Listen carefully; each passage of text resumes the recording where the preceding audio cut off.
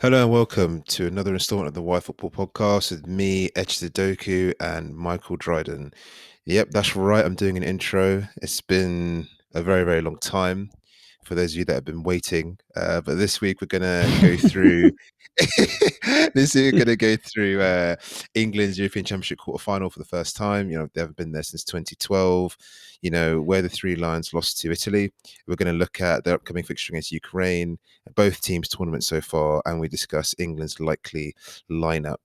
But before we start, please follow us on Twitter at @yfootball_ and subscribe with us on Apple Podcasts, Spotify, Acast, and YouTube.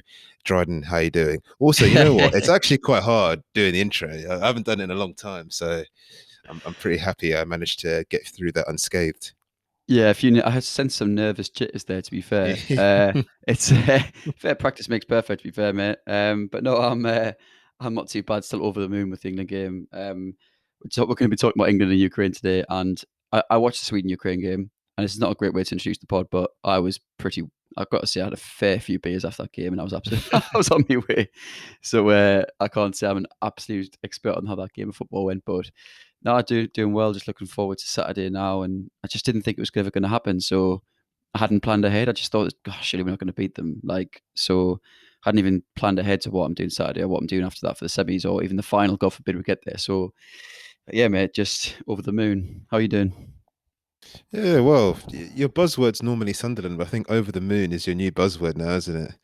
I said that a few times just then in the intro, but yeah, good. Recording quite late this evening. It's quite cool. Um, Mm, been a good day so far. Absolutely. So before the tournament started, I booked a venue for every single group game and every single knockout game. I had to work out back then, all the predictable outcomes or possible outcomes, yeah. sorry, working out England would come. And I've managed to work it out to a T. So I'm quite happy to be able to use another pub event this weekend to hopefully see England get to the semi-finals.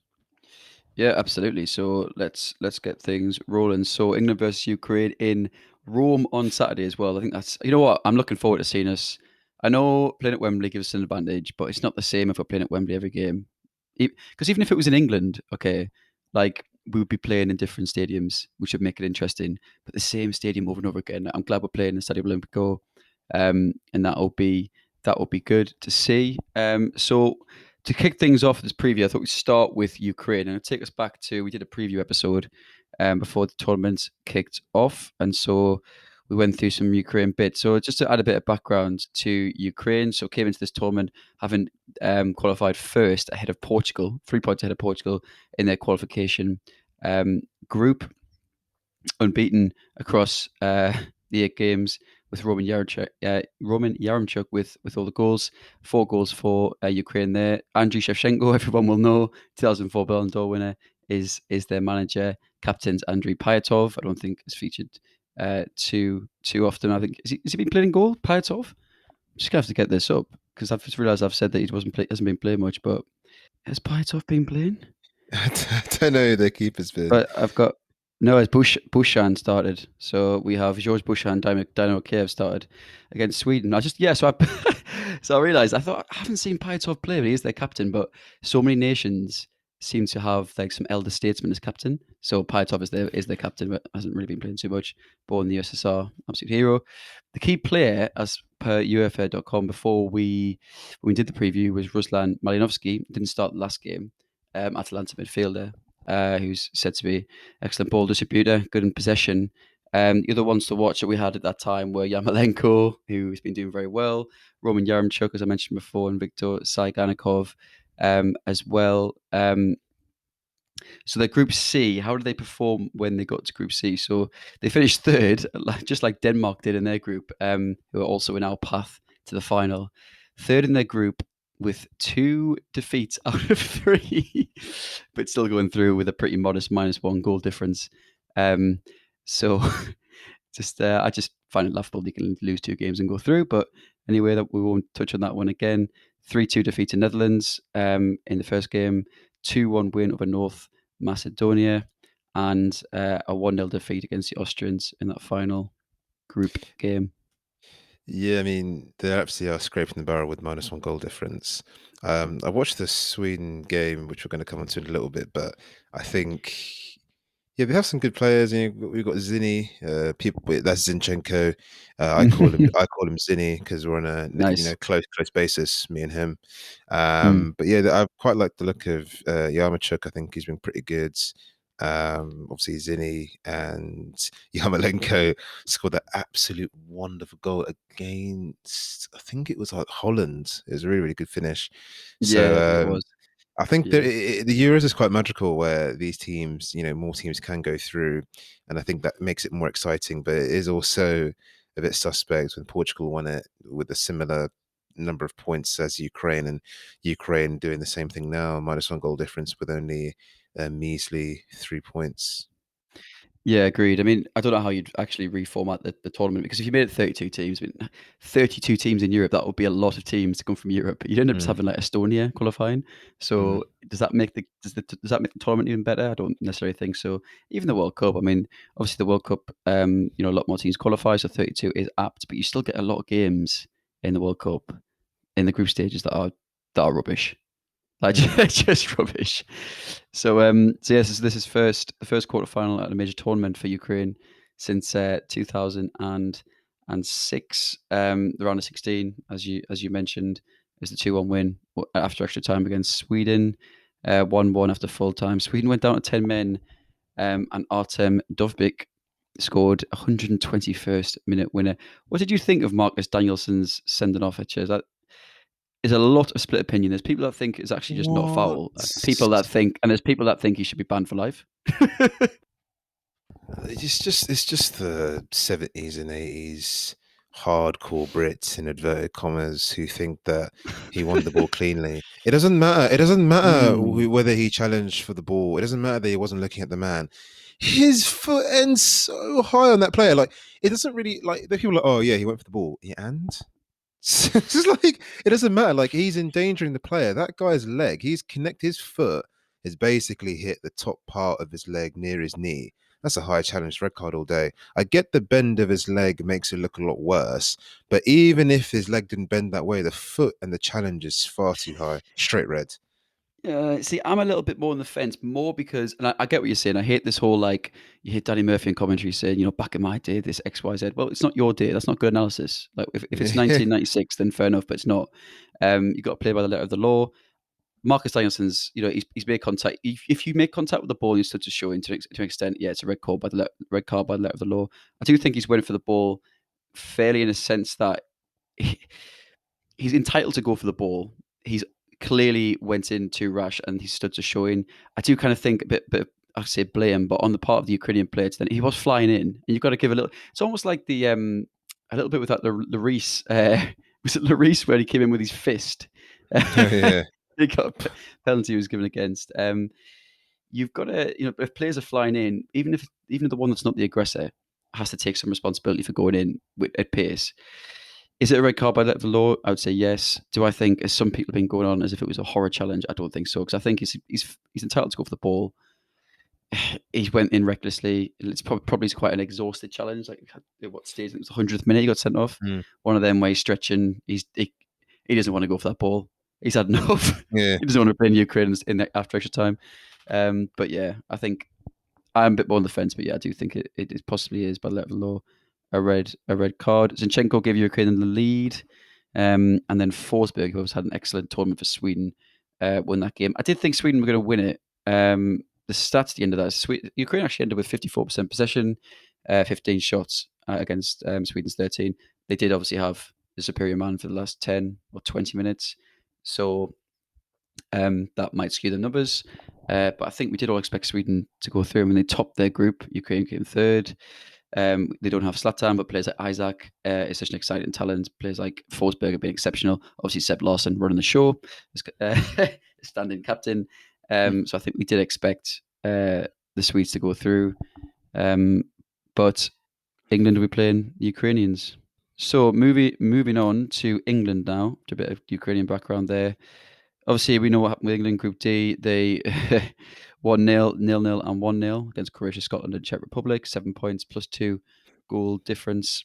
Um, Then came in against the Germans. We all thought, well, it's it's worked out well now because our path is so amazing. But obviously, the fact that we played against the Group F, Group of Death, was just was just mental.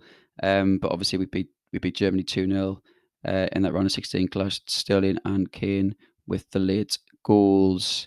We'll go into a lot more questions later, Ches, in terms of analysis of that. But there were some good chances that fell to Werner and Muller, particularly Werner in the first half when he came through. Muller's was the best chance, but I think at the time of the game, if Werner had put that chance away first half, that would have been a real game changer. Muller's would have been 1-1, which you know would have been influential, but wouldn't have given them the lead. But people are referring to it as a Southgate masterclass. Do you think that is a Southgate masterclass, or were England just more clinical? Um, I think there's a narrative in football whereby if a team sits back and defends and they win 1-0, it's always seen as a masterclass because they've very clearly from the outset tried to contain a side and then win 1-0. Mourinho, But then if that game is 0-0, exactly, if that game is 0-0 or they lose 1-0, it's seen as a terrible result because they were so negative. I exactly. think Yeah. England are always on the cusp of it was a masterclass because what they tried to do worked, but they were fortunate in that. You know, you see loads of teams where it's like backs against the wall stuff, keepers made like 10 saves, but they win 1-0 Mm, and they're like, oh yeah, it was like really dogged defending, they deserve the win. But actually, if the other team put away those chances, then it wouldn't have been. But it's all about ifs. I mean, Germany had very few. I think the Werner one would have changed the context of the game massively. yeah. I don't. I mean, Muller's got a score, but he's been assisted by Sterling doing. I don't know what the hell he was doing. He's literally bypassed. He's bypassed the whole team to feed Werner, who then passed to Muller or That was whoever it Havertz, was. I think. Havertz, Yeah, Havertz, that Havertz. was Yeah. it. But yeah, I just think it's one of them where the clear cut chances they were two apiece. I'd say Werner's is a 1.5. Well, Werner's isn't clear cut. It's one and a bit. But Yeah, agreed. Yeah. I think to be honest, that the two clearest chances fell to England. So I guess they did deserve the win. Yeah, I do agree with that. But yeah, I mean, I've seen a lot about the Southgate masterclass on Twitter, and I agree with you. It was a close game in the day. There was both teams had good chances. I mean, in total, I know they were chasing the game in the end, but Germany had 9 shots, to England's 5. We had more on target, 4-3. Um, and those stats don't tell a load. Four shots on target is good across the 90 minutes. I mean, 45% possession for England. I mean, the first 10 minutes, England didn't get a kick, and that was where I was worried because, as you said, you can be pragmatic and play a certain way. And one thing I didn't want to happen at the outset was for the game to get stretched, because I think that would have fell into their hands. I mean, we've Yeah, played quite a lot under Southgate, often when we haven't been relying on set pieces. Kind of sometimes on the counter attack, try to play on the counter like we did against away to Spain. I think it was the Nations League or one of the friendlies before, um, after the World Cup. And what we didn't want was getting stretched because we where we have played in the counter, we haven't got the pace that Germany have got. A lot of it was on the bench, but Werner Havertz breaking, Muller's no slouch, and then out wide plays like Gosens and stuff. They have got pace, and they started with pace, and they've got pace coming from the bench. That game got stretched early doors. I was just concerned that. I mean, to be fair, there was times when they got in, but when the first 10 minutes, when we would kind of didn't get a kick goal, the first 10 minutes, I thought there was nerves. I thought, oh god, is this going to be a mantra for the game? There's one thing giving the team, kind of giving the other team possession to prevent that game getting stretched and to play in a kind of a counter. But if they're having too much of the ball and you are running around after them for the opening 15 minutes, then that can end up being detrimental. So moving on to the game on Saturday. Um, so we look first at Ukraine. I mean, Ukraine have got a couple of injury woes. Artem Bezdin, who didn't start the game against Sweden, is likely to miss the game. And Yarmolenko is actually a doubt. He came off in that game at Hampton Park. I think it was the second half. I think Yarmolenko came off. Um, mm, but he's been the most influential 2 goals and assist in the group stages. He made 3 key passes. I've got some facts thrown at you here, Chaz. He made 3 key passes against Sweden, more than anyone on the pitch. So he is, as the tournament progresses, been their main man, even more so than Zinchenko. Um, but who is also a threat. I mean, a goal and assist against Sweden. Got the assist for Dovbik for the winner at the end. Also got Yaremchuk, we've mentioned, Alexander Karavayev, who plays on the right side, is also a threat. So to extent, I mean, almost poor man's Germany, but at the same time, you've got two wide players there, kind of wing backs in Zinchenko and Karavayev, supporting the likes of Yaremchuk and Yarmolenko if he starts. So there's quality there, seemingly a bit of pace out wide. So it's not any team at this latter stage is not one to be sniffed at. I mean, Yaremchuk's got 47 goals for Ghent over the last 4 seasons. Knows where the goal is. These aren't players that are playing in the Championship or League One in England. They're playing largely in the Russian First Division or Ukrainian First Division, which isn't just a league full of plumbers. So and also Mykola Matvienko was key in defence in the game yesterday or on Tuesday in defence and initiating attacks going forward as well. So there's a few players in there that will cause us some bother. But question for you, or first question for you, Etch, is now that we've covered Ukraine again for the final time, do you think we'll see the same side? So we've got no injuries or suspensions to note, but Phillips, Rice, Maguire, and Foden are on yellow. So the question is essentially, are we going to play that system again? Are we going to go back? And do we expect to see the same team? I think they're going to go back to a flat four because I think they're going to try and dominate Ukraine. I think Germany Mm. was more about stopping the counter, which is why they're quite passive. Hence why Germany had weirdly quite a lot of ball for a team that is traditionally or under low anyway, a counter-attacking team with a lot of speed. I think against Ukraine, I'll go to a flat back four. I think in terms of the midfield, Henderson has had quite a few cameos. I reckon he might come in because Mm. because obviously the two CMs are on yellows. I think Foden won't be risked because the deputies that have come in since he's not started have been better than him. I think Saka's had much more of an impact in his past two games. I think Grealish has had much more of an impact Mm. in especially the last game and the game before. I don't think Foden will be anywhere near the team. Just because I think that those two players are ahead of him so far in this tournament. So I think there'll be changes there. I don't know who will start right actually. I kind of feel like the system will go back to a flat four. I think Hendo will come in. Saka could potentially lose his spot, but I think he was England's best player in the first 45.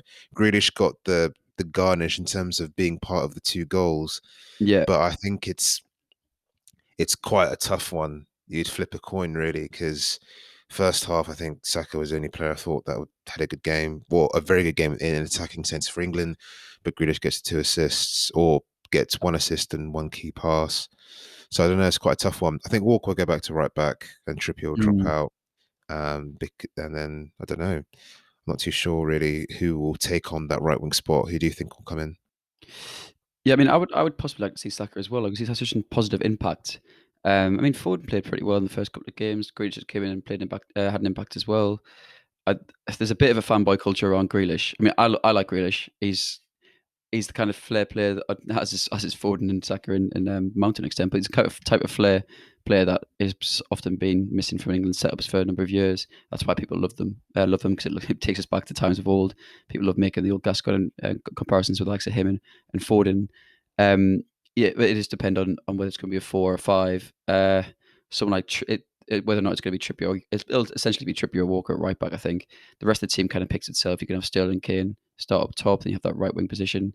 There's the questions at centre mid. I've got a feeling they might, or Southgate might stick with the two because even though they're on a yellow card, does it get wiped at semi-final stage? Yeah, it The gets yellow. wiped. So if they Yeah. escape a yellow, it gets wiped after this round. Oh, right. Okay.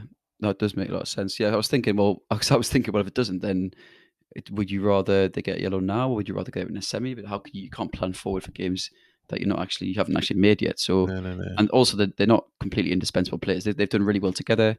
The type of duo we need, sitting behind quite a wealth of attacking talent. Um, but they're not indispensable. If Hendo or Bellingham came in, I wouldn't turn my nose about it. Um, albeit, do we want to stick with that partnership? Possibly we do. So I honestly think we'll stick with the two same central midfield players. I think Saka might stick out at right wing. And then, like you, I think Walker will go right back. If he goes to a 5, and also then you'd have Mount coming in, wouldn't you? If you went back to the 4, they were missing a Mm. player. but he'd bring Mount back in. I think that might happen because Mount started the first two. It is arguably he's arguably one of our best players and can find a pass, can really root through. I did feel against Germany, even though what we've talked about around trying to stop them, nullify them as much as we can, just so we don't get stretched and just so we don't lose the game in the first half, which we could have done if we were disciplined. Um, I do think there was times when we were trying to press forwards that we were missing that player, either behind the striker or just in front of the midfield player, whichever way you want to look at it. Um, Kane's clearly been asked to play a bit higher, even though he was come back a little bit. I do think we're missing that at times. We're constantly just looking to force to the wing backs, which can happen in those sort of formations. You can just constantly look for the wing back too early, and if it goes to the wing back too early, they get numbers behind the ball. It just becomes so cagey. So with Mount coming in, I think that will make things a lot slicker going forward. That being said, we didn't score many in the. It'll be a little bit like our group fixtures, I think. They are of a similar stature to our group fixtures, particularly Czech Republic and Scotland. I think for them it'll be, Shevchenko's been talking about how it's a free hit for them, which it is, and which would suggest they might go for it. However, if I was them, you play the system they've got as well, three centre halves. You possibly would just sit behind and try and catch us with the likes of Yarmolenko and Co if they play. So that's how I think it will go. So moving on to almost like an outlook beyond Ukraine. So if we beat Ukraine, we'd go through and either play against Czech Republic or Denmark.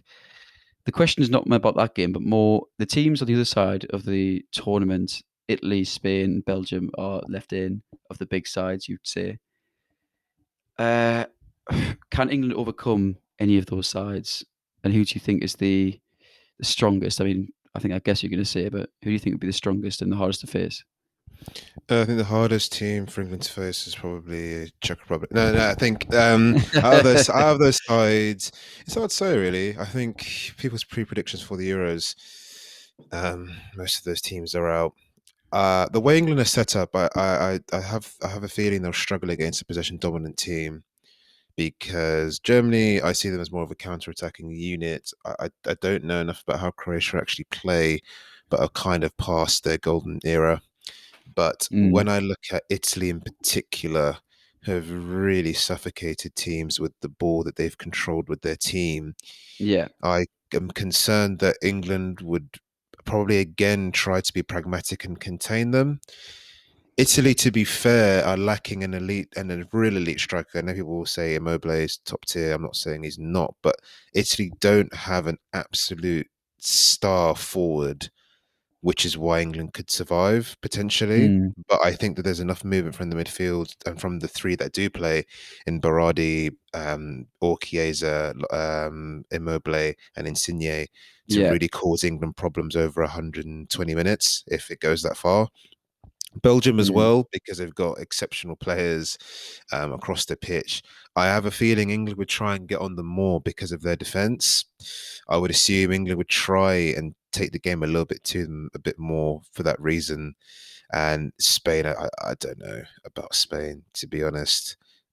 I think they are very talented. I think they've got some glaring issues in their squad and they've been a bit hot and cold to suggest they wouldn't be as much of a problem. So for me, it'd be Italy. I just think Italy have the best setup to really hurt England the way they're currently playing. What are your thoughts?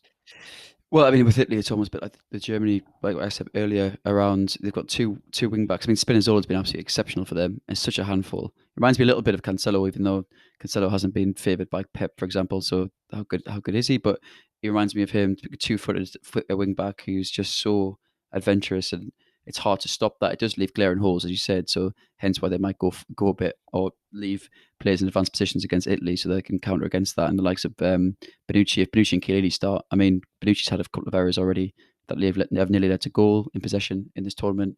Both aren't winning 100-meter dashes. Is it 100-meter dash? Is it? I guess it's no, it's a 100-yard dash, isn't it? 100-yard dash. Yeah. These neither are winning any particular races there. And so it's almost like the Germany, Rudiger and Hummels and Ginter. You could fancy us against any of our players against them in a one-on-one with pace and with skill. Same against Italy. Obviously, those ball retention, like Locatelli's had a fantastic tournament so far. They've retained the ball really well, and Sinya's an absolute handful. Like you, I mean, I haven't actually been blown away by Immobile. To be honest, he's got a lethal effort above him, and he scored so many goals for Lazio, but I haven't been blown away. I think with Belgium, we haven't really touched on Belgium there, and again, it's defensively Belgium aren't outstanding either. Um, a lot of players that are aging in that setup, and it really is their time to shine as a golden generation. I think Lukaku's been excellent so far. For me, um, he's just looked really up for it, but he's just been so mobile, and he's been covering so much ground across the pitch, and the way he's been using his body and getting in behind rolling defenders, he's just been outstanding. Like he's like what Kane would be like if Kane had a little bit more pace and uh, was a bit more kind of played a little bit more behind the last man. They aren't exactly the same player. Kane's possibly more lethal, and his numbers show it. So I'm not suggesting that Lukaku's a better player, but um, who would I rather play against? I would not. I would not want to play against Lukaku, not in the form that he's in, the handful he is. So he could be a real danger for us. So yeah, so I mean, it comes back to a wider question of whether England can win this or whether they can make it to the final. I think based on, our run, I'd expect England to make it to the final. We could play against Denmark. They're going to be no slouches. They've obviously got the story of the whole tournament behind them, and everyone willing them on to win. But um, so yeah, do you think England can win it? I think every team vaguely has a chance to win it now because of the stage we're at.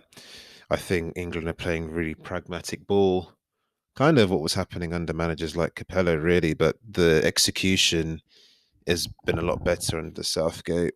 Um, I think they can win it. I think in a shoot off, I am worried about. It depends on the team that comes out on the other side. I think they can actually, if I see Belgium or Spain, I actually, funnily enough, think England could potentially do it. I just have a feeling they'll really struggle against Italy. I just think Mm. that unless if they change tactic, they'll let them come onto them too much, and I don't see Italy's defense being breached like Germany's, even though their CBs are quite old. But yeah, I think they do have a chance. I think Denmark have a chance. I think yeah, all these teams that are in at the moment do have a chance because it's been pretty unpredictable. I think Italy struggled much more than I expected them to against Austria, which should also be noted. Mm. It took them after extra time. Austria were unlucky not to have won it, to be fair. Yeah. So, I think the only side really in the tournament that's not been bothered in any of the rounds has been England. I know Belgium have won their games, but against Portugal, it was quite tight for a bit. So, yeah, I think they can. Will they? I don't know. It's a tricky one. Yeah, I thought the Swiss were quite good as well, but I think we shouldn't write Denmark off as well. I mean, we're also writing Czech Republic off, but I think by virtue of the fact we've already beaten them, and I had fancies against the Czech Republic team, but we shouldn't write Denmark off. I mean, they've actually got arguably they've got more quality than Ukraine. You see it throughout the side. I mean, Schmeichel, Yep, Christensen, sure. even players like even players like Yusuf Poulsen, the Bundesliga. They've got a few players that can really hurt us. So and have done well so far, even though, like I said, they finished third and lost twice, which I just hate. But Mm. aside from that, we shouldn't write them off. But I still fancy us to get to the final based on the way we've kind of grown into this tournament a bit more. I thought we played better against Czech Republic than perhaps we did in the first two games, and I've played reasonably well against Germany and overcame a big side for the first time in a major tournament for a long time. You think again in the World Cup we lost twice to Belgium, in that World Cup. And the teams we beat around that, yeah, fair enough. We got to the semis, brilliant, but we didn't beat a big side in a competition. In all the major competitions, we're getting beat against big sides. We actually, funny enough, in 2012, I just whilst looking at this, we're doing some notes. We actually finished top ahead of France in 2012 Hmm. group stage, which I completely forgot about. And then obviously we went through the quarters, and then the Pearl Panenka. I've got no time for the Panenka, man. Like, leave that alone. Come on, man! Like it's too high risk, and it just doesn't. It doesn't prove anything. Like you just hit it down the middle normally. You don't have to do that. Yeah, it is the definition of rude. Like that is Yeah, the definition of rude. Like if you want to tell someone that I don't rate you, you're gonna get Pineka down the middle. yeah. I mean, if Jordan Pickford does it with the ninth penalty in the final to win the game, then you know what? I'll let him off. But uh, but yeah. So I think we came to a natural conclusion there. A fair bit to cover. But I think we've agreed that we will hopefully see England defeat Ukraine. I'm going to go with a. You know what? I'm going to go for like a Sweden style scoreline. We beat, no, it was 2-0, wasn't it? The World Cup we beat Sweden. That was really comfortable though. You know what? I'm gonna go with a little 3-0, 3-0 England. A little Never three normally nil. so confident. Well, it's not really that little actually, but how about you? I reckon it'll be 2-0. I reckon it could be 2 or 1 again. I just think it's going to be 1-0 and sharp shop, and I don't think Ukraine will have enough for England. We'll have Mm, to wait and see. yeah, absolutely. So, well, thank you, Witches, for the discussion. And we'll wait and see what happens on Saturday and the following week if we get through. So, yeah, thank you all for listening. Cheers, guys.